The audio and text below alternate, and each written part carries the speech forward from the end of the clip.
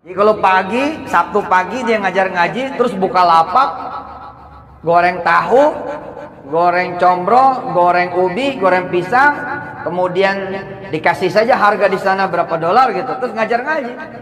Iya, aku pernah di Cuman, pada saat itu gue nggak tahu BTS itu siapa. Gue pernah ketemu kok sama mereka. Iya.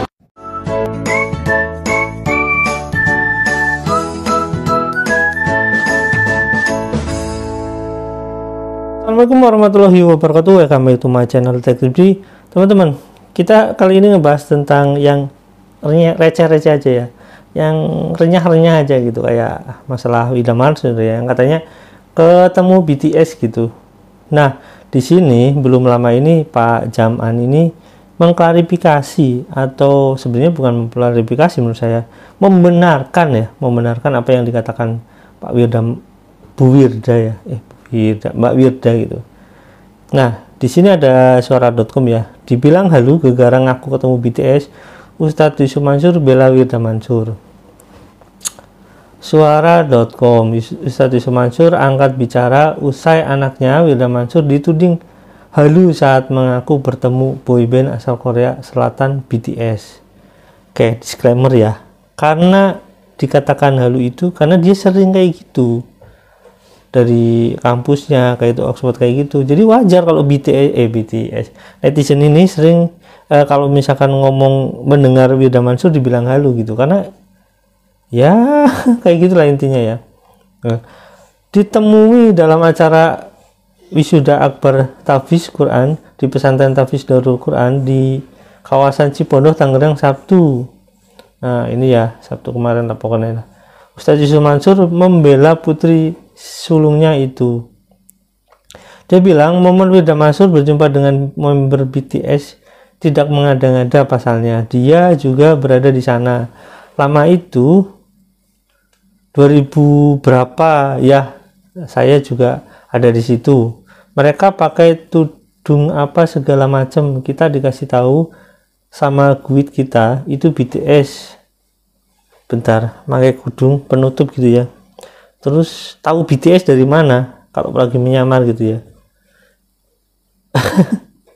Begitulah. Oke, tapi nggak masalah ya, namanya juga ngebela anaknya, bebas-bebas aja. Nah dulu kan saya nggak ngerti BTS itu apa, saya ngerti BTS Tower, Yuda juga nggak ngeh. Ya segitu saja, sambungnya lagi. Ustadz Yusuf Mansur mengatakan video pernyataan anaknya soal BTS itu sudah dipotong. Nah Wirda itu lagi ngomong begini, yang tidak berdoa saja kita ketemu kok, apalagi yang berdoa. Itu pesannya sebenarnya, terang Yusuf Mansur. Cuma bagian itu dipotong. Kami alhamdulillah keluarga potongan, izin Allah, alhamdulillah. Ibunya lantas tertawa. Seperti diketahui, Wirda Mansur mengaku ketemu BTS sampai viral di jagat maya saat itu. Wirda Mansur menyebut tidak mengenal pelantun Batar tersebut. Oke, udahlah ya, pokoknya intinya kayak gitu. Nah, ini soal percaya nggak percaya ya, ini berhubungan dengan Pak Benteng Akidah ya. Saya katakan itu karena memang berhubungan sih sebenarnya. Nah, tapi sebelum masuk ke sana, kita masuk dulu nih ke video-video yang ya kalian bisa percaya atau enggak dengan omongan Pak Jaman ini ya. Lihat ya, sekarang saya perlihatkan omongan Pak Jaman ini bisa dipercaya atau enggak. Kalau misalkan nggak bisa dipercaya ya mungkin pembelaan Pak Jaman ini sama Mbak Wirda ini kayaknya halu gitu. Oke, kita lihat ya. Mungkin, sangat mungkin. Ketika dulu saya kecil, saya tuh dimandiin sama ibu saya, dimandiin bolak-balik, dimandiin gitu. Saya sampai kelas 1 SMP masih dimandiin. Iya, karena saya SMP itu umur 8 tahun. Ya, saya SD umur 3 tahun. Saya SD umur 3. Dari tadi ente tuh nggak percaya terus gitu. saya SD kelas 3, kelas 1 tuh umur 3 tahun ya. SMP kelas 1 tuh 8 tahun udah SMP saya. Karena waktu kelas 4 SD saya dipanggil sama ibu saya, "An," gitu. Panggil. Waktu kelas 4, "An." Saya datang, "Iya, lagi main galasin," gitu. Ya, galasin. Sekarang anak sekarang PS mainnya Naruto. Panggil. "Iya Bu, besok ikut ujian kelas 6 ya." Jadi kelas 5 saya skip, skip. Kelas 6 langsung. Kenapa bisa begitu? Karena sekolahannya punya sendiri. Hebat. Ya, kalian bisa lihat ya dari situ ya, dia sedang apa ya, ngomong tentang dirinya sendiri, tentang kehebatan dia. Bahwasanya dia sekolah SD umur 3 tahun, masuk SD umur 3 tahun, SMP 8 tahun. Ini sebenarnya kalian bisa cek di Wikipedia bahwasanya itu nggak terjadi hal seperti itu. Jadi wajar kalau misalkan beberapa orang mengatakan bahwasanya wah ini mah bohong gitu, halu gitu ya, karena dia sering mengucapkan hal itu fakta. Banyak hal yang emang nggak sinkron antara satu dengan yang lain. Itu jejak digitalnya banyak. Saya mau bisa dilihat lah, saya mau lihat dimanapun ada teman-teman ini gini, besoknya begini, itu banyak gitu. Jadi wajar kalau misalkan Bu Wirda ini, Mbak Wirda ini sama Pak Jaman, malah sekarang dibantu Pak Jaman ini malah dianggap dua-duanya nggak halu. Nah, kita lihat video satu lagi ya. Ini tentang ya masih tentang Pak Jaman dan berhubungan dengan Mbak Wirda ini. Oke, kita lihat ya. Anak saya perempuan Pak, Wirda namanya. Kenal ya? Siapa yang kenal Wirda di sini? Ada yang tahu Wirda? Wirda putri saya, seorang hafizah alhamdulillah. Beliau ketika di Amerika ngajar ngaji di sana. Ngajar ngaji Pak Lurah, Bu Wali, ngajar ngaji di sana. Ngajar ngaji juga, dagang juga. Jadi kalau pagi, Sabtu pagi dia ngajar ngaji, terus buka lapak, goreng tahu, goreng combro, goreng ubi, goreng pisang, kemudian dikasih saja harga di sana berapa dolar gitu, terus ngajar ngaji. Nah, anak-anak kita nanti seperti itu. Apalagi kalau nanti kuliahnya di Madinah, wah itu umroh tiap hari. Kalau kuliahnya nanti di Ummul Qura, itu umroh tiap hari sudah. Sekalian jadi mutawif di sana. Oke, teman-teman. Jadi jelas kalau ini soal Bu Wirda ini sering disupport sama Pak Jaman ya. Contohnya ya dagang combro gitu, dagang combro. Sebenarnya kan nggak logis untuk impor singkongnya gimana gitu, terus isiannya gimana gitu combronya. Sebenarnya sih nggak masalah gitu, cumi kalau menurut saya kalau ngomong pakai yang logis gitu loh. Jadi kalau misalkan dia udah ketahuan berbohong, terus berbohong lagi, ketahuan lagi, makanya wajar kalau netizen ini nggak percaya dengan omongannya, wajar aja dianggap halu gitu. Nah, seperti Pak Jaman ini, kalau kuliah di Madinah tiap hari umroh gitu, logikanya di mana gitu? Umrohnya tiap hari gitu. Jarak antara Madinah ke Mekah itu sekitar 450-an lah, bisa 455, itu tergantung dari mana berangkatnya gitu ya. Bisa pokoknya sekitar gitulah, 400 sampai 455 itu kalau jarak di map ya, setahu saya. Jadi itu bagaimana berangkat tiap harinya gitu? Pakai kendaraan pribadi kah 400 kilo gitu tiap hari berangkat sengaja?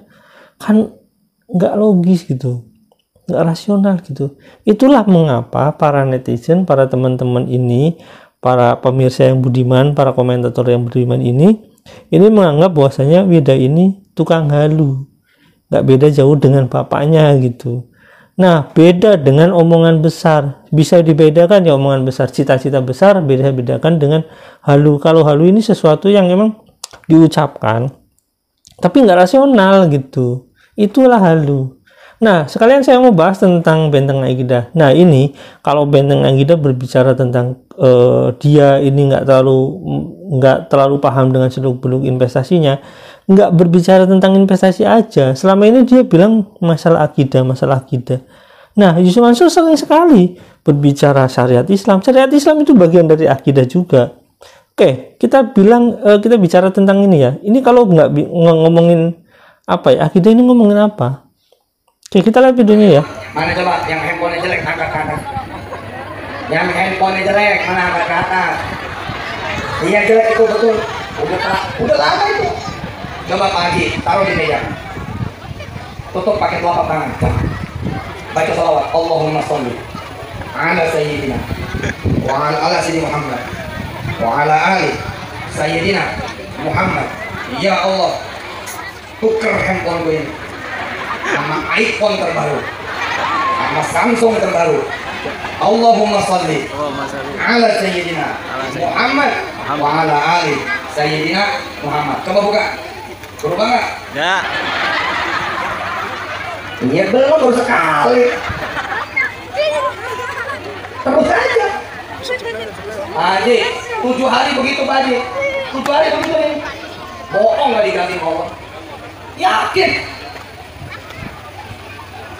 Oke teman-teman, 7 hari gitu ditutupin, HP bisa dirubah jadi Samsung terbaru atau iPhone terbaru.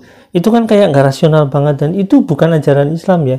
Nggak ada dalam ajaran Islam itu simsalabim kayak gitu. Semuanya ada prosesnya, semuanya ada ya hubungan imbal baliknya, sebab akibatnya. Itu loh, itu berbicara tentang Islam, itu berbicara tentang sholawat bisa dibikin kayak gitu. Itu masalah akidah bukan? Itu masalah akidah. Itu penyelewengan dalam sholawat. Itu sholawat kan dibikin kayak gitu, dibikin bercandaan. Itu dia, makanya saya bilang, katakan bahwasanya benteng akidah ini kurang literasi tentang Yusuf Mansur. Oh, ini masalah akidah juga. Syariat Islam itu masalah akidah. Misalnya gini, hukum-hukum Islam, kita bicara tentang bagaimana kita bermuamalah, bagaimana kita nahi mungkar, itu juga masalah akidah juga. Semuanya diatur berhubungan dengan akidah kita. Kalau misalkan syariatnya nggak benar, bagaimana bisa akidahnya benar? Karena seperti itu loh.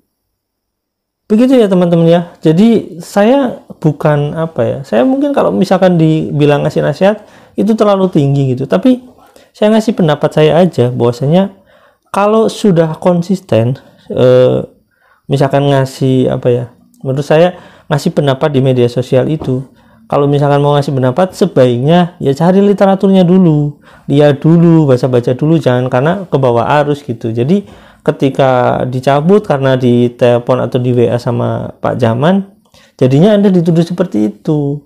Itulah konsekuensi kalau dituduh seperti itu. Makanya hati-hati dalam masalah agama ini. Karena Anda sebagai rujukan dalam mungkin kayak pesantren Anda, mungkin orang-orang lingkungan Anda, ini nantinya membingungkan umat. Emang benar itu membingungkan umat. Anda sendiri yang kurang literasi, begitu ya. Terima kasih ya teman-teman ya. Sampai di sini, jangan lupa like, subscribe, dan komen. Jangan lupa juga share. Wassalamualaikum warahmatullahi wabarakatuh. Bye.